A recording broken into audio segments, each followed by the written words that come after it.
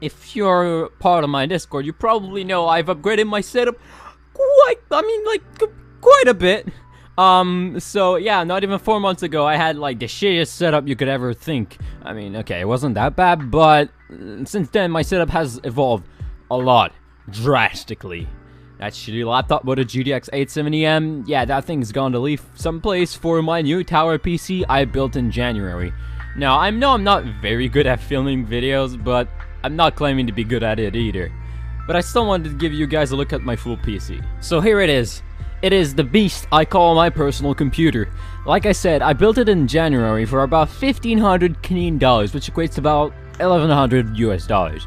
The case is the Cougar MX33G. Honestly, it might look cool, but building in it is uncool.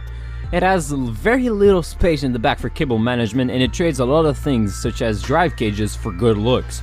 The only thing I can really give it is that it really has good airflow. But if you want good airflow, you can just get the Fractal Design Meshify C, which looks just as good and basically only costs 20 bucks more for a lot more convenience, such as a removable from panel, easy cleaning, and PCIe brackets you don't have to just rip off and you can put back in instead of those awful pull and then you can't place it back tabs, you know what I mean. On the inside, we have a Gigabyte X470 Aorus Ultra Gaming motherboard. I got it used for around 80 Canadian dollars. If you got it for around the same price I did, then it's a good buy. But brand new, it costs around 180 Canadian dollars, which is not worth your money at all. There are much better alternatives, such as the MSI B450 Tomahawk, which has better VRMs for overclocking and comes in at around 120 Canadian dollars. The CPU under this Arctic Freezer 33 Esports 1 cooler is the Ryzen 5 2600. The best mid-range CPU by far with its 6 cores and 12 threads. It can easily do pretty much anything you want it to do without any issues whatsoever, and it can even overclock. For me, the more cores for editing, the better. It is slightly overclocked from the 3.4 GHz normal clock to 3.8 GHz. Nothing that'll give me groundbreaking performance improvements, but still a good enough bonus. For the graphics card, we got the RTX 2070. I got it for around 525 Canadian dollars, which is about $100 off the original $625. I can't fathom how much of a performance jump going from a GTX 870M to the RTX 2070 is. It's just a world of difference. It makes me look at PC gaming in a totally new way. Not only is the gaming experience in like another dimension entirely from my previous laptop, I can also record the gameplay I use in my videos, even though you're looking at console gameplay right now.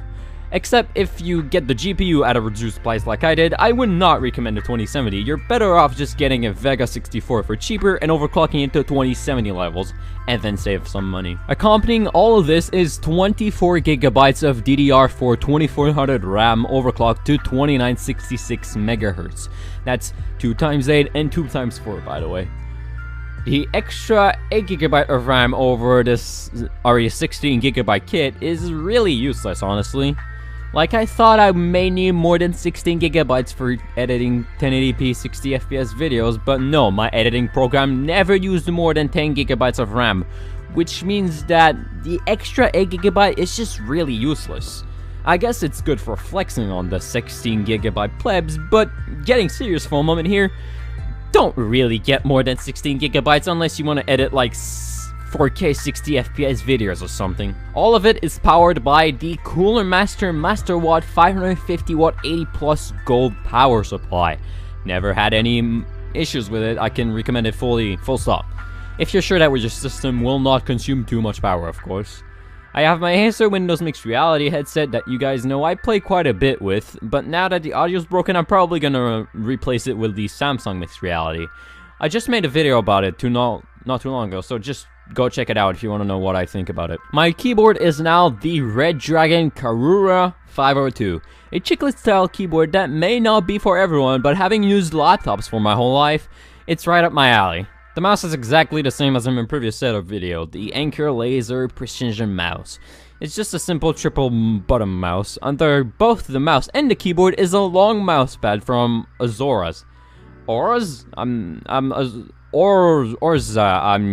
I'm not too sure how you pronounce it. Anyway, It works fine for 30 bucks, but then again, mousepads are a very subjective thing, so this one may not be for you. My main display where I play video games on, I edit on, I watch videos on, is a 1440p 60Hz panel from BenQ with a size of 27 inches. I know how much better 120Hz looks like over 60Hz. But because most of the games I play are single player anyways, I don't really mind the lower refreshers, and honestly, I'd much rather have a higher resolution such as 1440p. Right aside this beautiful panel is a 16x10 900p monitor I reconverted into a desktop monitor I use vertically. It works well enough for Discord or a Twitch chat, for example. A second screen is just a really nice thing to have, whether it's having a stream chat on the side while you play the game, or while editing. Having all those files open on the other screen really saves up time. If you only have a single monitor, I highly recommend you get another one. It may change how you use your PC entirely and double your workflow. Apart from that, nothing has really changed. I still have all my console, but now I've changed their placement behind me because they're not really as important anymore. Of course, I still play them from time to time, but they're mostly there for decoration more than anything else. So yeah, that was my setup. I mean, I've skipped over a few things that are not that important, such as my mic, because, well, I would not recommend my mic in any case, except if you're, like, doing professional music or something. Anyways, did you guys enjoy this video? Be sure to click the like button, subscribe, and join my Discord server for some fun nights. Anyway, I'll catch y'all in the next one.